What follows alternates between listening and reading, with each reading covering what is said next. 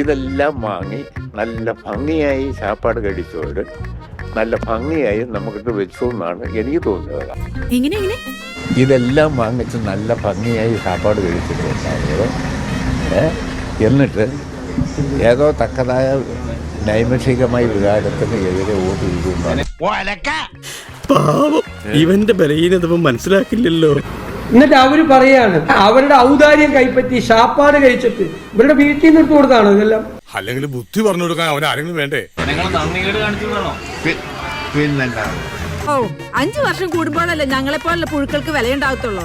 ക്ഷേമ പ്രവർത്തനം, റോഡ്, പാലം, വികസന പ്രവർത്തനം, ജനക്ഷേമ പരിപാടി ഇതുപോലെ കേരളത്തിന്റെ ചരിത്രത്തിൽ നടന്നിട്ടുണ്ടോ? വെറുതെ ചിരിപ്പിക്കരുത്.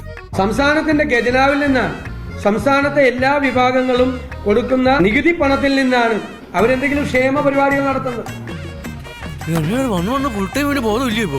നല്ല ഒന്നാം തരം പെൻഷൻ മേടിച്ചു, ഇഷ്ടം പോലെ തിന്നാൽ. അവര് അവരുടെ വീട്ടിൽ നിന്നല്ല ഇപ്പൊ ഔദാര്യം കൊടുക്കുന്നത്. നിനക്കതൊക്കെ എങ്ങനെയാ സാധിക്കുന്നത്?